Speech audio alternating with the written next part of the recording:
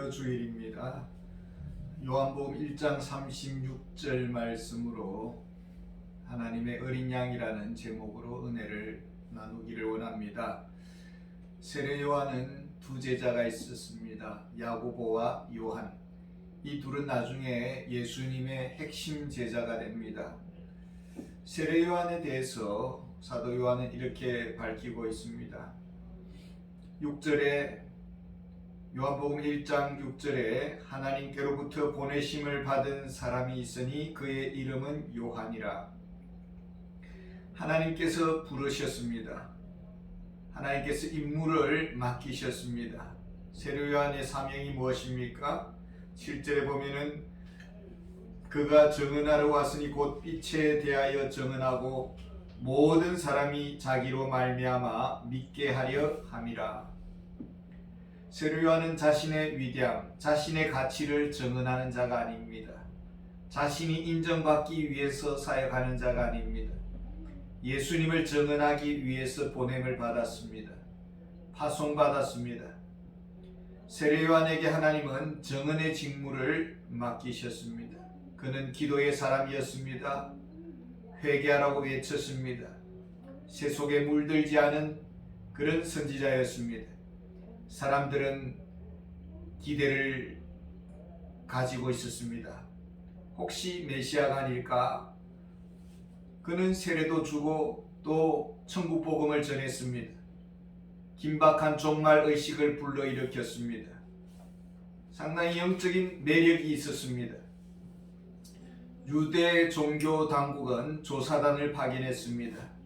세례 요한의 정체를 조사했습니다. 당신이 메시아인가? 세례 요한은 대답합니다. 23절에 이르되 나는 선지자 이사야의 말과 같이 주의 길을 곧게 하라고 광야에서 외치는 자의 소리로라 하니라. 나는 소리다. 나는 말씀의 심부름꾼이다. 29절에 보면 이튿날 요한이 예수께서 자기에게 나아오심을 보고 이르되 보라 세상 죄를 지고 가는 하나님의 어린 양이로다. 예수님을 가리켜서 하나님의 어린 양이라고 증거하고 있습니다. 세상 죄를 지고 가는 분, 세상 죄를 담당하시는 속죄의 제물, 하나님이 친히 준비하신 제물입니다. 요한복음 1장 45절에 보면 빌립이 나다나엘에게 증언합니다. 빌립이 나다나엘을 찾아 이르되 모세가 율법에 기록하였고 여러 선지자가 기록한 그 일을 우리가 만났으니 요셉의 아들 나사렛 예수니라. 나사렛 예수. 마리아에게서 성령으로 태어나신 분입니다. 모세보다 더 나은 선지자입니다. 옛 이사야 선지자가 예언했습니다. 빌립은 바로 성경의 그 메시아를 만났다고 증언하고 있습니다. 구속교회에 긴 시간이 지나고 십자가와 부활 사건이 있었습니다. 예수님은 부활하신 후에 엠마오로 가는 두 제자에게 만나서 이렇게 말을 합니다. 누가복음 24장 44절에 또 이르시되 내가 너희와 함께 있을 때에 너희에게 말한 바 곧 모세의 율법과 선지자의 글과 시편의 나를 가리켜 기록된 모든 것이 이루어져야 하리라 한 말이 이것이라 하시고, 속죄 제물인 어린 양은 모세의 제사법에 등장하고 있습니다. 선지자들이 예언했습니다. 시편 22편에 보면 아버지여 아버지여 하나님이여 하나님이여 어찌하여 나를 버리시나이까. 하나님으로부터 외면받은 그 죄인의 자리에까지 내려가신 분, 그가 구속 역사를 성취하셨습니다. 하나님은 지속적으로 가르쳤습니다. 적극적이고 갑작스럽게 구속의 방식을 가르치지 않았습니다. 이미 창세 전부터 화목제물을 예비하셨습니다. 장차 하나님의 어린 양이 오실 것이라고 실물 교육을 보여주었습니다. 상당히 인격적인 설득 방법, 로고스라는 말씀의 소통 방법을 취하셨습니다. 그런데 하나님은 구속 계획을 토론하지 않았습니다. 우리와 상의하지 않았습니다.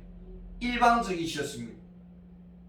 인간이 스스로 만든 종교적 구원 방식을 거부하셨습니다. 십자가는 하나님의 구원 방식입니다. 하나님의 아들이라는 죽음의 값이 지불되어야 했습니다. 왕의 집에 10년 언도를 받은 중죄인이든지 1년 언도를 받은 자법이든지 죄인은 감옥에 가야지 왕궁에 들어갈 수가 없습니다. 아무리 비싼 상감청자도 흠이 있으면은 왕의 궁전에서 이렇게 진열될 수가 없습니다. 아무리 10만 원짜리 백자라도 흠이 없으면은 왕의 식탁에 서여질 수가 있습니다. 죄는 피 흘림만이 용서가 가능합니다. 하나님의 아들의 목숨값을 요구합니다. 모든 인간은 실제적인 죄를 범했습니다. 심리적인 죄책이 있습니다. 정신적인 죄의 질환을 가지고 있습니다. 영적인 죄의 트라우마에 고통하고 있습니다. 관계적인 죄의 상처를 가지고 있습니다. 드러난 죄가 있고 깊이 숨겨진 묻혀있는 죄들이 있습니다.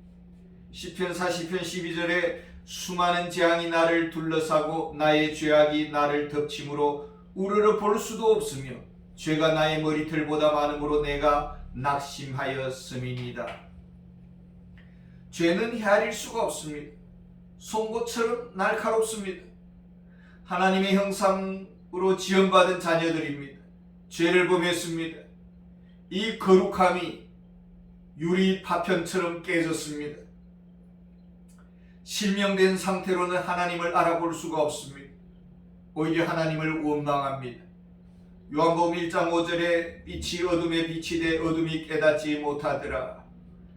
내면 상태가 어두워졌습니다. 영적으로 무지한 자가 되었습니다.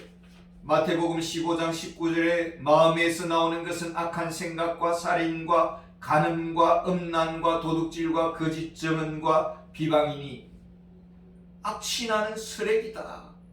삐뚤어졌고 꼬여졌고 걸레가 되었습니다. 부패했습니다. 상한 냄새가 진동합니다. 영적으로 죽었습니다. 육신은 매맞을 집만 골라서 합니다. 하나님의 구원 방식은 무엇입니까?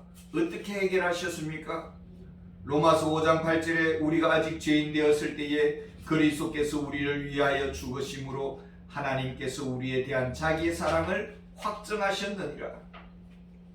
자격 없는 죄인, 무가치한 죄인, 배은망덕한 죄인, 그를 위해 하나님의 아들을 속죄제물로 주셨습니다. 하나님의 사랑이 하늘보다 더 높기에 잘 보이지 않습니다. 바다보다 깊기에 측량이 되지 않습니다. 너무나 세밀하시기에 깨달을 수가 없습니다.